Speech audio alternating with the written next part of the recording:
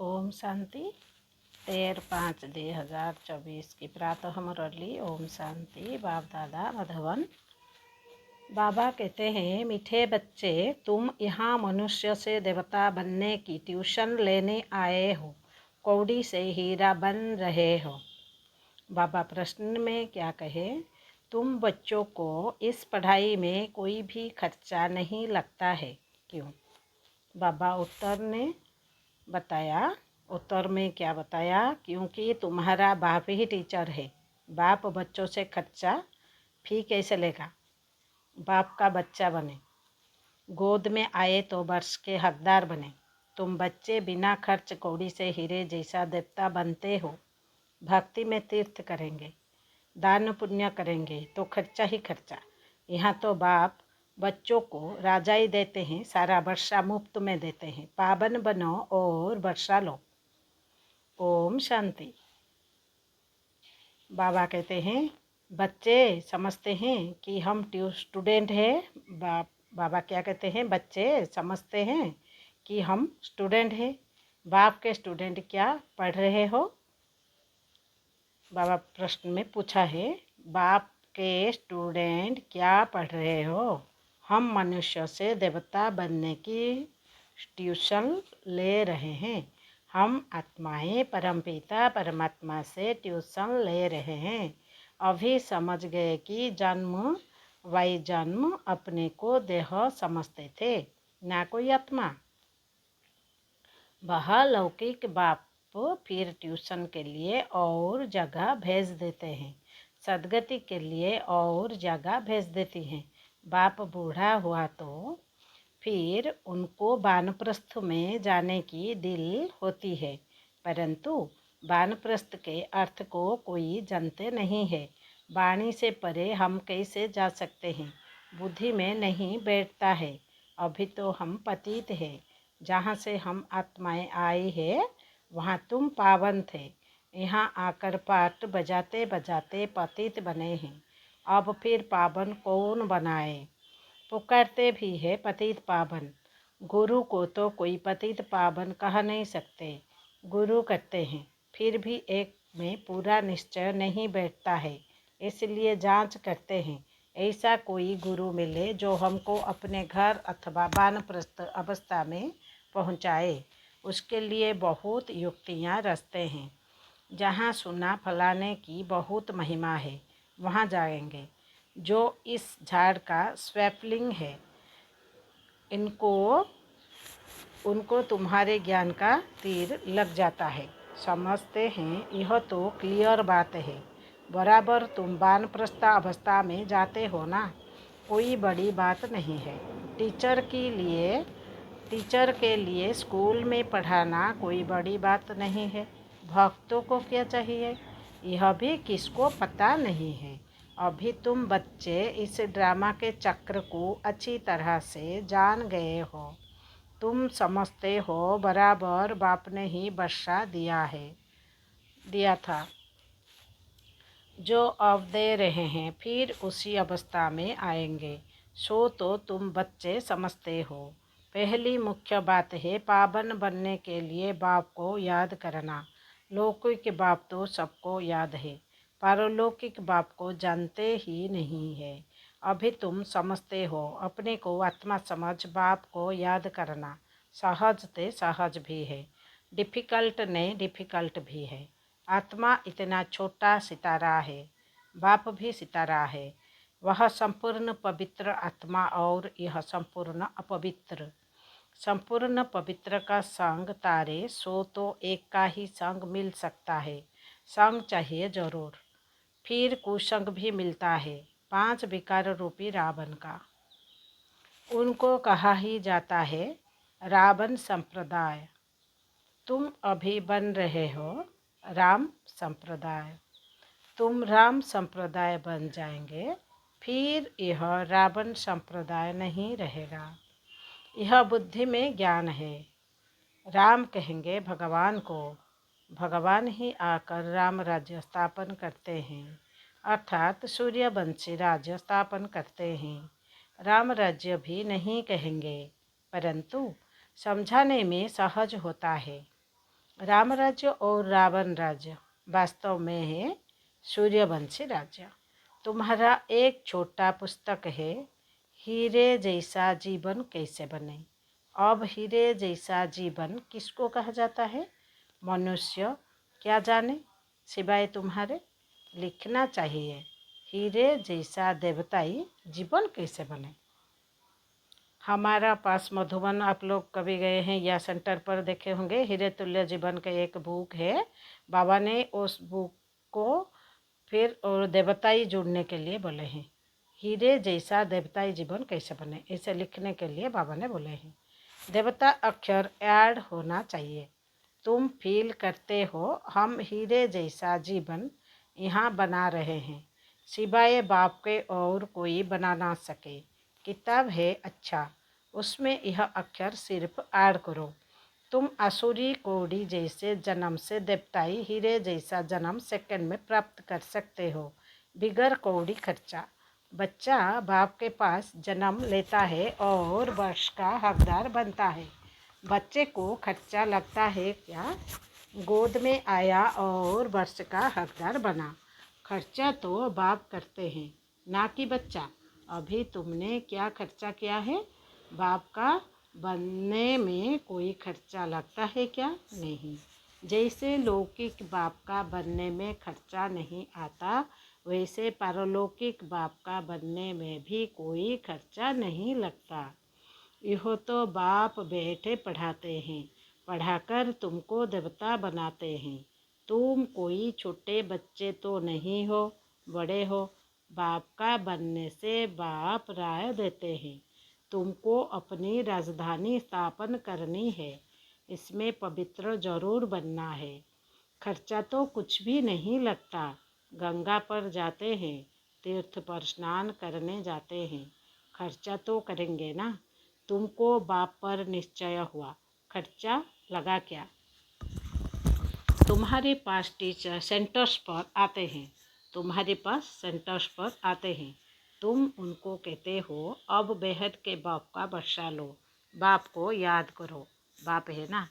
बाप खुद कहते हैं मेरा वर्षा तुमको चाहिए तो पतित से पावन बनो, तब पावन विश्व के मालिक बन सकेंगे।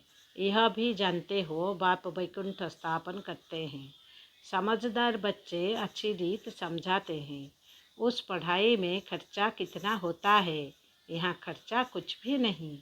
आत्मा कहती है हम अविनाशी है, यह शरीर विनाश हो जाएगा, बाल बच्चे आदि सब विनाश हो जाएंगे। अच्छा, फिर इतने पैसे जो इकट्ठे किए हैं वह क्या करोगे? ख्याल तो होगा ना, कोई साहूकार भी होंगे, समझो उनको कोई है नहीं, ज्ञान मिलता है तो समझते हैं इस हालत में पैसा क्या करेंगे। पढ़ाई तो है सोर्स ऑफ इनकम। बाबा ने बताया था एक इब्राहिम लिंकन था, बहुत गरीब था, रात को जागकर पढ़ता था। पढ़ पढ़ कर इतना होशियार हो गया जो प्रेसिडेंट बन गया। खर्चा लगता है क्या? कुछ भी नहीं। बहुत है जो गरीब होते हैं, उनसे गवर्नमेंट पैसे नहीं लेती है पढ़ने के लिए। ऐसे बहुत पढ़ते हैं तो वह भी बिगड़ की प्रेसिडेंट बन गया, कितना बड़ा पद पा लिया। यह गवर्नमेंट भी कुछ खर्चा नहीं लेती। समझते हैं दुनिया में सब गरीब है। भला कितने भी साहूकार लखपति करोड़पति है, वह भी कहेंगे गरीब है। हम उनको साहूकार बनाते हैं। भल धन कितना भी हो, तुम जानते हो बाकी थोड़े दिन के लिए है, यह सब मिट्टी में मिल जाएगा तो गरीब ठहरे ना। सारा मदार है पढ़ाई पर। बाप बच्चों से पढ़ाई का क्या लेंगे? बाप तो विश्व का मालिक है। बच्चे जानते हैं हम भविष्य में यह बनेंगे। मैं आया हूँ यह स्थापना करने। वेज में भी यह समझानी है। नई नई इन्वेक्शन निकलती रहती है। शिव बाबा कहते हैं हमारी जो आत्मा है उनमें सारा पाठ नोंधा हुआ है। जो भिखारी पतित बने हैं उसको बाप आकर पावन बनाते हैं। यह तो जानते हो 5,000 वर्ष पहले बाप से विश्व की बादशाही ली थी। मुख्य बात बाप कहते हैं मामे को याद करो। सम्मुख कहते हैं रथ मिल गया तो बाप भी आ गए। रथ तो जरूर एक फिक्स होगा ना, यह बना बनाया ड्रामा है, चेंज हो नहीं सकता। कहते हैं यह जौहरी कैसे प्रजापिता ब्रह्मा बनेगा। समझते हैं यह जौहरी था। जवाहरात एक होती है इमिटेशन, एक रियल। इसमें भी रियल जवाहरलाल बाप देते हैं तो फिर यह क्या काम आएगी। यह है ज्ञान रत्न। इनके सामने उस जवाहरात की कोई कीमत नहीं। जब यह रत्न मिले तो समझा यह जवाहरात का धंधा तो कोई काम का नहीं। यह अविनाशी ज्ञान रत्न एक एक लाखों रुपया का है। कितने तुमको रत्न मिलते हैं, यह ज्ञान रत्न ही सच्चे बन जाते हैं। तुम जानते हो बाप यह रत्न देते हैं झोली भरने के लिए, यह मुफ्त में मिलते हैं। खर्चा कुछ भी नहीं। वहाँ तो दीवारों छतों में भी हीरे जवाहर लग रहते हैं। उनकी वैल्यू क्या होगी, वैल्यू बाद में होती है। वहाँ तो हीरे जवाहर भी तुम्हारे लिए कुछ नहीं है। यह तो बच्चों को निश्चय होना चाहिए। बाप ने समझाया है यह रूप भी है, बसंत भी है। बाबा का छोटा सा रूप है। उनको ज्ञान सागर कहा जाता है। यह ज्ञान रत्न है जिससे तुम बहुत धनवान बनेंगे। बाकी कोई अमृत पानी आदि की बरसात नहीं है। पढ़ाई में पानी की बात नहीं होती। पावन बनने में खर्च की बात ही नहीं। तुमको अब विवेक मिला है। समझाते हो पतित पावन तो एक ही बाप है। तुम अपने योग बल से पावन बन रहे हो। जानते हो पावन बन पावन दुनिया में चले जाएंगे। अब राइट यह है या वह, इन सब बातों में बुद्धि चलनी चाहिए। ड्रामा में यह भक्ति का पाठ भी होने का ही है। बाप कहते हैं अब तुमको पावन बन पावन दुनिया में चलना है। जो पावन बनेगा वह जाएगा, जो यहाँ की सैफलिंग होंगे वह निकल जाएंगे। बाबा क्या बोले, जो यहाँ की सैफलिंग होंगे वह निकल आएंगे, बाकी थोड़ी ही समझेंगे। वह तो दुवन में फंसे ही रहेंगे। जब सुनेंगे तब पिछाड़ी में कहेंगे ओह प्रभु तेरी लीला, आप पुरानी दुनिया को नई कैसे बनाते हो। तुम्हारी यह ज्ञान अखबारों में बहुत बहुत पड़ जाएगा। खास यह चित्र अखबार में रंगीन डाल दो और लिख दो शिव बाबा प्रजापिता ब्रह्मा द्वारा पढ़ाकर स्वर्ग का मालिक यह लक्ष्मी नारायण बनाते हैं। कैसे, याद की यात्रा से। याद करते करते तुम्हारी कट उतर जाएगी। तुम खड़े खड़े सबको यह रास्ता बता सकते हो कि बाप कहते हैं मामे को याद करो, अपने को आत्मा समझो। घड़ी घड़ी यह याद दिलाकर फिर देखो उनका चेहरा कुछ बदलता है। बाबा क्या बोले, घड़ी घड़ी यह याद दिलाकर फिर देखो उनका चेहरा कुछ बदलता है। नैन नैन पानी से भीगते हैं मगर आंखें जो आंसू आ जाती है खुशी से। तो बाबा पूछ रहे नैने पानी से भीगते हैं, तब समझो कुछ बुद्धि में बैठता है। पहले पहले यह एक बात ही समझानी है। 5,000 वर्ष पहले भी बाप ने कहा है मामे को याद करो। शिव बाबा आया था तब तो शिव जयंती मनाते हैं ना। भारत को स्वर्ग बनाने के लिए यही समझाया था कि मामे को याद करो तो तुम पावन बन जाएंगे। छोटी छोटी बगीचाएँ भी ऐसे बैठ समझाएं। बेहद का बाप शिव बाबा ऐसे समझाते हैं। बाबा अक्षर बहुत मीठा है। बाबा और वर्षा, इतना निश्चय में बच्चों को रहना है। यह है ही मनुष्य से देवता बनने का विद्यालय। देवताएं होते ही है पावन। अब बाप कहते हैं अपने को आत्मा समझो, मुझे याद करो। मन मना भव। अक्षर सुने हैं, ना सुने हो तो बाप सुनाते हैं। बाप कहते हैं मैं ही पतित पावन हूँ, मुझे याद करो। तो तुम्हारी खाद निकल जाए और शतप्रधान बन जाएंगे। मेहनत ही यह है। ज्ञान के लिए तो सब कह देते हैं बहुत अच्छा है, फर्स्ट क्लास ज्ञान है, परंतु प्राचीन युग की बात कोई जानते ही नहीं है। पावन होने की बात तुम सुनाते हो तो भी समझते नहीं। पावन होने की बात तुम सुनाते हो तो भी समझते नहीं।